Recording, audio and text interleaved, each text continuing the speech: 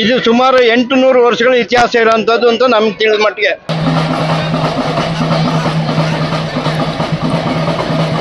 ಕೇವಲ ದೊಡ್ಡಬಳ್ಳಾಪುರ ತಾಲೂಕು ಅಲ್ಲದೆ ಪಕ್ಕದ ಸುತ್ತಮುತ್ತಲಿನ ನಮ್ಮ ಇಡೀ ಜಿಲ್ಲೆ ಮತ್ತು ಪಕ್ಕದ ತುಮಕೂರು ಜಿಲ್ಲೆಯಿಂದನೂ ಬೇಕಾದಷ್ಟು ಜನ ಬರೋರಿದ್ದಾರೆ.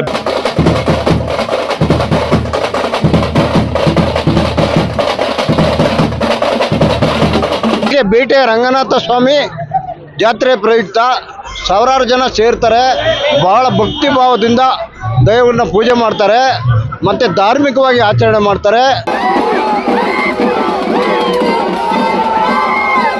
ಮೂರನೇ ಬಾರಿ ಬರ್ತಾ ಇದ್ದೀನಿ, ತುಂಬಾ ಖುಷಿ ಆಗ್ತಾ ಇದೆ. ಇದಕ್ಕೋಸ್ಕರ ನಾನು ಬೆಂಗಳೂರಿಂದ ಇಲ್ಲಿ ಗಂಟ ಬಂದಿದ್ದೀನಿ.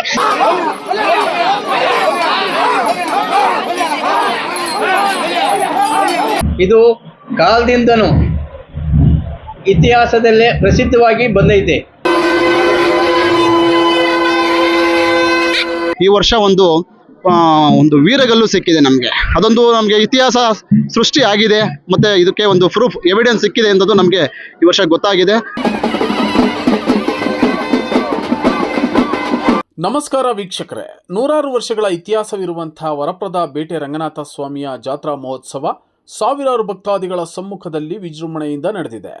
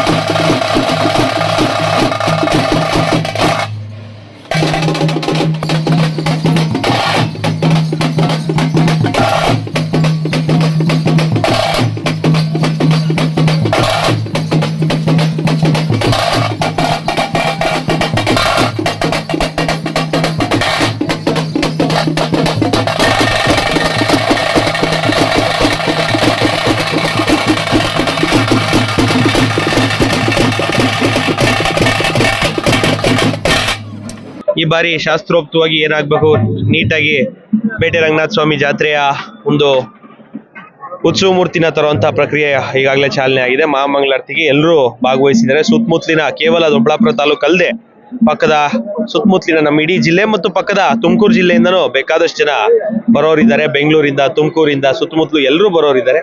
ಹಾಗಾಗಿ ಎಲ್ರಿಗೂ ಬೇಟೆ ರಂಗನಾಥ ಸ್ವಾಮಿ ಆಶೀರ್ವಾದ ಇರಲಿ. ಇದೇ ರೀತಿ ಏನು ಕಳೆದ ವರ್ಷ ಉತ್ತಮ ರೀತಿಯಲ್ಲಿ ಮಳೆ ಬೆಳೆ ಆಯಿತು, ಅದೇ ರೀತಿ ಮುಂದಿನ ವರ್ಷ, ಈ ವರ್ಷನೂ ಮತ್ತು ಮುಂದಿನ ವರ್ಷ ಸ್ವಾಮಿಯ ಒಂದು ಆಶೀರ್ವಾದದಿಂದ ಉತ್ತಮವಾದಂಥ ಮಳೆ ಬೆಳೆ ಆಗಿ ರೈತರಿಗೆ ಅನುಕೂಲ ಆಗಲಿ ಮತ್ತು ಎಲ್ಲರೂ ಆಯುರ ಆರೋಗ್ಯ ಐಶ್ವರ್ಯ ಕೊಟ್ಟು ದೇವರು ಕಾಪಾಡಲಿ ಅಂತ ಕೋರ್ಕೊಂತೀವಿ. ದೊಡ್ಡಬಳ್ಳಾಪುರ ತಾಲೂಕಿನ ದೊಡ್ಡಬೆಳವಂಗಲ ಹೋಬಳಿಯ ಒಲಿಕುಂಟೆ ಗ್ರಾಮದಲ್ಲಿ ಪ್ರತಿ ವರ್ಷ ನಡೆಯುವಂತಹ ವರಪ್ರದ ಬೇಟೆ ರಂಗನಾಥ ಸ್ವಾಮಿ ಜಾತ್ರೆಗೆ ಸುಮಾರು 600 ವರ್ಷಗಳ ಇತಿಹಾಸವಿದ್ದು, ಈ ಒಂದು ಜಾತ್ರೆ ಅಥವಾ ಬೇಟೆ ಚೇಳರ ಕಾಲದಿಂದಲೂ ನಡೆಸಿಕೊಂಡು ಬರಲಾಗ್ತಾ ಇದೆ ಎಂದು ಹೇಳಲಾಗ್ತಾ ಇದೆ.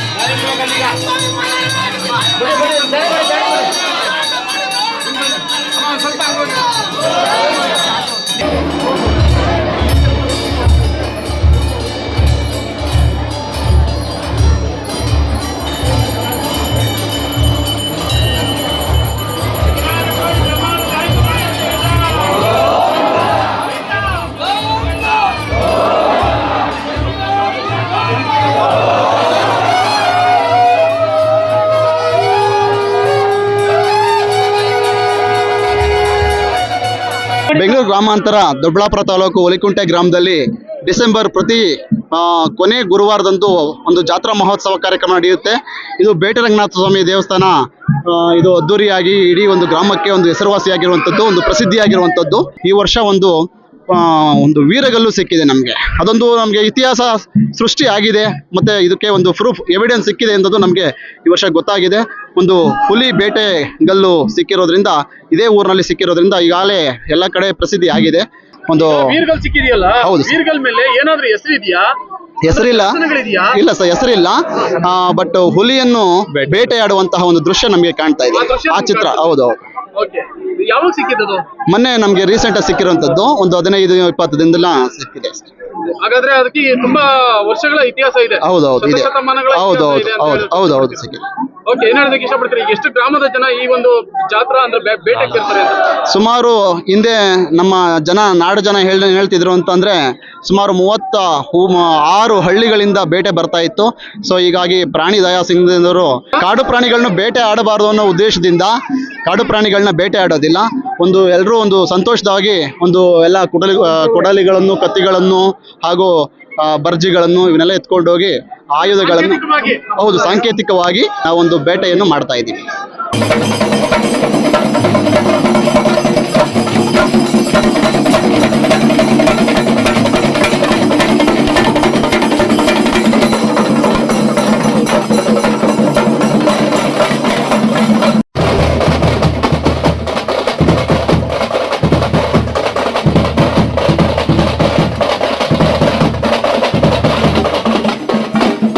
ನನ್ನ ಹೆಸರು KR ಟಿಕ್ವೀರಣ್ಣ ಅಂತ, ಉಳ್ಕುಂಟೆ ಗ್ರಾಮ ಪಂಚಾಯತಿ ಅಧ್ಯಕ್ಷರು.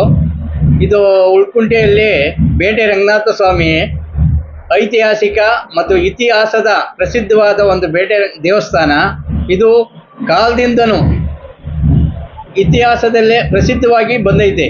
ಈ ವರ್ಷನೂ ಈ ಬೇಟೆ ರಂಗನಾಥ ಸ್ವಾಮಿನ ಅದ್ದೂರಿಯಾಗಿ ಮೆರವಣಿಗೆ ಮಾಡ್ಕೊಂಡು ಹೋಗಿ ಬರ್ತೀವಿ. ಬೇಟೆ ಆಡ್ಕೊಂಡು ಮೊದಲು ಪ್ರಾಣಿ ಪಕ್ಷಿಗಳನ್ನೆಲ್ಲ ಹೊಡೆಯೋರು, ಈಗ ಪ್ರಾಣಿ ಪಕ್ಷಿಗಳನ್ನೆಲ್ಲ ಇದು ಮಾಡಬಾರ್ದು ಅಂತ ಸರ್ಕಾರದ ಆದೇಶ ಇರೋದ್ರಿಂದ ಅವೆಲ್ಲ ಬಿಟ್ಬಿಟ್ಟು ಹೀಗೆ ಎಲ್ಲ ಜನ ಹೋಗಿ ಅಲ್ಲಿ ಸ್ಥಳದಲ್ಲಿ ಕುಂಡ್ರಿಸಿ ದೇವ್ರನ್ನ ಪೂಜೆ ಮಾಡಿಸ್ಕೊಂಡು ಎಲ್ಲರೂ ಬರ್ತೀವಿ. ನೆಲಮಂಗಲ ತಾಲೂಕು, ದೊಡ್ಡಬಳ್ಳಾಪುರ ತಾಲೂಕು, ಈ ಕಡೆ ಸಾಸ್ಲು, ಆರೋಡಿ, ಈ ಕಡೆ ಗೋರಿಬಿದನೂರು ಕಡೆಯಿಂದನೂ ಬರ್ತಾರೆ. ಈಗ ಭಕ್ತಾದಿಗಳಿದ್ದಾರೆ. ಬೇಜಾನ್ ಜನ ಬೇಟೆ ಆಡೋದಕ್ಕೆ ಬೇಟೆ ಆಡ್ಕೊಂಡೇ ಬರೋರು ಮೊದಲು.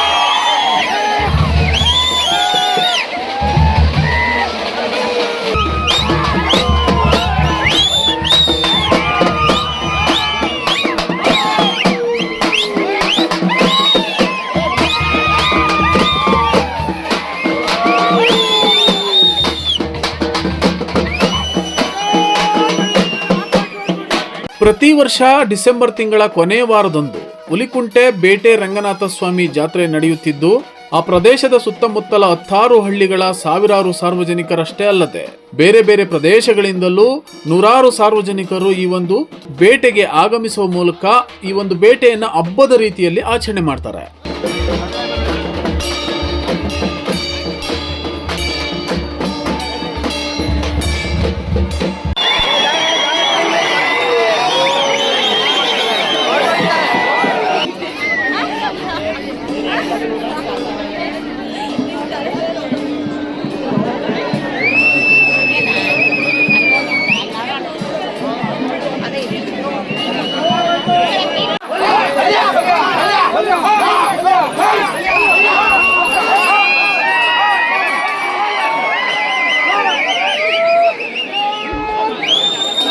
ನಾನು ಒಂದು 5-6 ವರ್ಷದಿಂದ ಹುಡುಗಿಂದ ಬರ್ತಾ ಇದ್ದೀನಿ.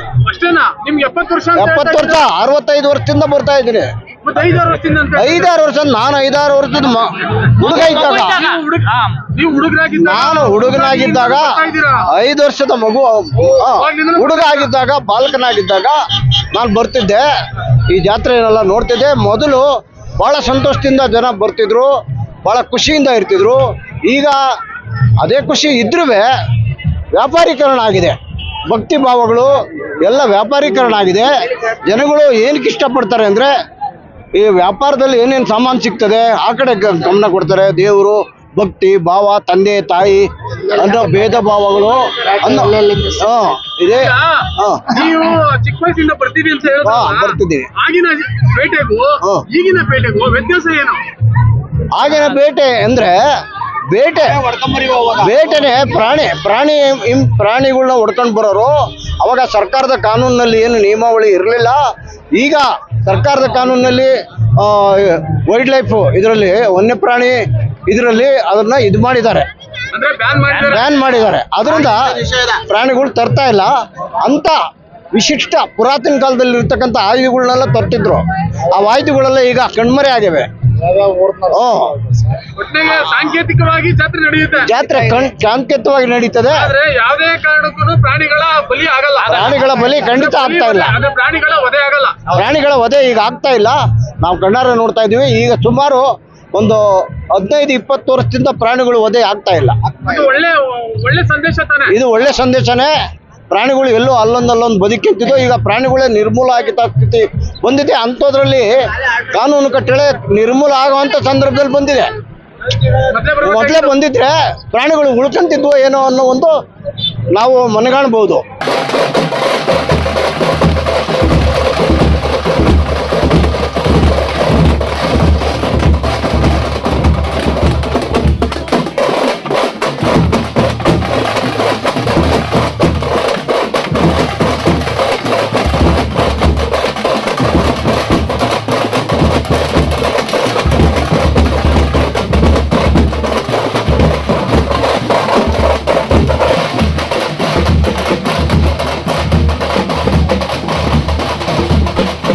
ಇದು ಹುಲಿಕೊಂಡೆ ಬೇಟೆ ರಂಗನಾಥ ಸ್ವಾಮಿ ದೇವಸ್ಥಾನದ ಜಾತ್ರೆ ಮಹೋತ್ಸವ ನಡೆಯುತ್ತಿದೆ. ಇಲ್ಲಿ ತುಂಬಾ ಜನ ಸೇರಿದ್ದಾರೆ. ತುಂಬಾ ಸಂತೋಷವಾಗಿ ನಡೆಯುತ್ತಿದೆ.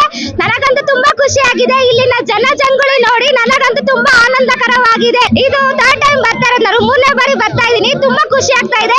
ಇದಕ್ಕೋಸ್ಕರ ನಾನು ಬೆಂಗಳೂರಿಂದ ಇಲ್ಲಿ ಗಂಟ ಬಂದಿದ್ದೀನಿ. 90 ಕಿಲೋಮೀಟರ್ ದೂರದಿಂದ ಇಲ್ಲಿ ಅತ್ತೆ ಮನೆಗೋಸ್ಕರ ಬಂದು ಲೀವ್ ತಗೊಂಡು ತುಂಬಾ ಖುಷಿಯಿಂದ ಎಂಜಾಯ್ ಮಾಡ್ತಾ ಇದ್ದೀನಿ. ತುಂಬಾ ಸಾವಿರಾರು ಜನ ಮಟ್ಟ ಸೇರಿದ್ದಾರೆ. ಆನಂದವಾಗಿದೆ ನೋಡೋದಕ್ಕೆ. ಇನ್ನು ಈಗಷ್ಟೇ ಒಳಗಡೆ ಎಂಟ್ರಿ ಕೊಡ್ತಾ ಇದ್ದೀನಿ. ನೋಡ್ಕೊಂಡು ಏನೋ ಸ್ವಲ್ಪ ಇದ್ರ ಬಗ್ಗೆ ಮಾತಾಡ್ತೀನಿ ಸರ್.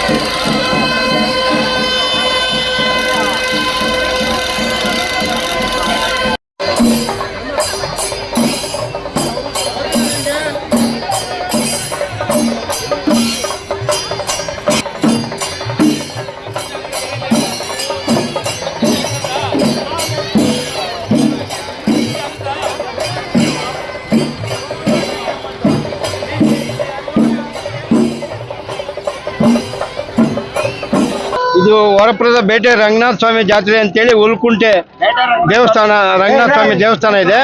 ಬಹಳ ಪ್ರಸಿದ್ಧವಾದ ದೇವಸ್ಥಾನ. ಇದು ಸುಮಾರು 800 ವರ್ಷಗಳ ಇತಿಹಾಸ ಇರುವಂತದ್ದು ಅಂತ ನಮ್ಗೆ ತಿಳಿದ ಮಟ್ಟಿಗೆ. ಕಾರಣ ಏನಂದ್ರೆ, ಈ ಬೇಟೆ ಜಾತ್ರೆ ನಡೆಯೋ ಕಾರಣ ಏನಂತಂದ್ರೆ, ಆಗ ಈ ಸುತ್ತಮುತ್ತ ಭಾಗಗಳಲ್ಲೆಲ್ಲ ಅರಣ್ಯ ಜಾಸ್ತಿ ಇತ್ತು, ತುಂಬಾ ಅರಣ್ಯ ಪ್ರದೇಶ. ಹಾಗಾಗಿ ಕಾಡು ಪ್ರಾಣಿಗಳ ಕಾಟ ಜಾಸ್ತಿ ಇರ್ತಿತ್ತು. ಈ ರೈತರು ಬೆಳೆ ಕುಯ್ಲು ಕಟಾವು ಮಾಡೋ ಸಂದರ್ಭದಲ್ಲಿ ಕಾಡು ಪ್ರಾಣಿಗಳೆಲ್ಲ ಬಂದು ಅವ್ರ ಬೆಳೆನೆಲ್ಲ ನಾಶ ಮಾಡುವಂತ ಸಮಯ ಇದು. ಬೆಳೆ ಕುಯ್ಲು ಕಟಾವು ಸುಗ್ಗಿ ಕಾಲ. ಆ ಸಂದರ್ಭದಲ್ಲಿ ರಾಜ ಮಹಾರಾಜರ ಕಾಲದಿಂದನೂ ಬಂದು ದೇವ್ರನ್ನ ಅಲ್ಲಿಂದ ಕರ್ಕೊಂಬಂದು ಇಲ್ಲಿ ಕುಂಡ್ರಿಸಿ, ಈ ಸುತ್ತಮುತ್ತಲು 2-3 ತಾಲೂಕಿನವರೆಲ್ಲ ಇಲ್ಲಿಗೆ ಬರ್ತಾ ಇದ್ವಿ ಈ ಜಾತ್ರೆಗೆ. ಒಂದು ವಾರ ಮುಂಚೆನೆ ಮನೆಗಳು ಬಿಟ್ಟು ಜಾತ್ರೆ ಬೇಟೆ ಆಡ್ಕೊಂಡು, ಕಾಡು ಮೇಲೆಲ್ಲ ಬೇಟೆ ಆಡ್ಕೊಂಡು ಸಿಕ್ಕ ಪ್ರಾಣಿಗಳನ್ನೆಲ್ಲ ಹೊಡ್ಕೊಂಡು ತಿನ್ಕೊಂಡು ಹಂಗೆ ಜಾತ್ರೆಗೆ ಬಂದು ಇಲ್ಲಿ ಸುತ್ತಿ ವಾಪಸ್ ಹೋಗ್ತಿದ್ದು. ವಾರಗಟ್ಟಲೆ ಬರ್ತಾ ಇದ್ದಿದ್ದು ಅದು.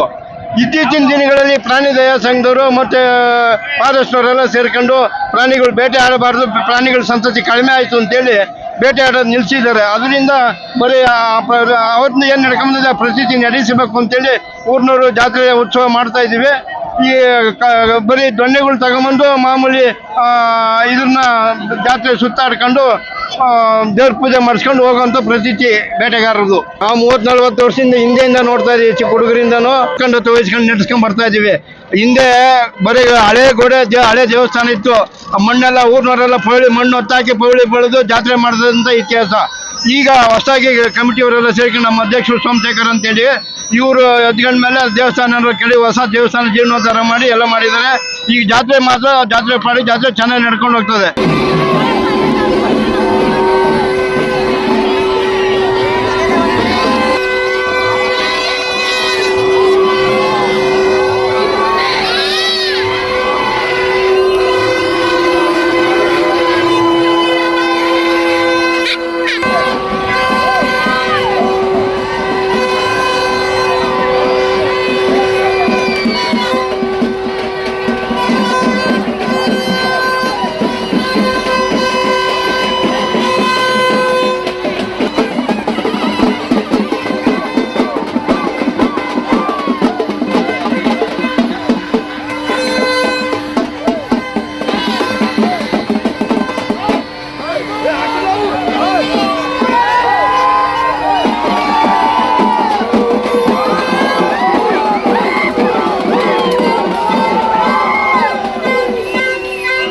ಒಟ್ಟಾರೆ ಹುಲಿಕುಂಟೆ ಬೇಟೆ ಅಂತಲೇ ಹೆಸರುವಾಸಿಯಾಗಿರುವ ಬೇಟೆ ರಂಗನಾಥ ಸ್ವಾಮಿಯ ಜಾತ್ರೆ ಸುತ್ತಮುತ್ತಲ 100 ಹಳ್ಳಿಗಳಲ್ಲಿ ಈ ತರ ಎಲ್ಲೂ ನಡೆಯೋದಿಲ್ಲ ಎಂಬುದು ಇಲ್ಲಿನ ವಿಶೇಷ.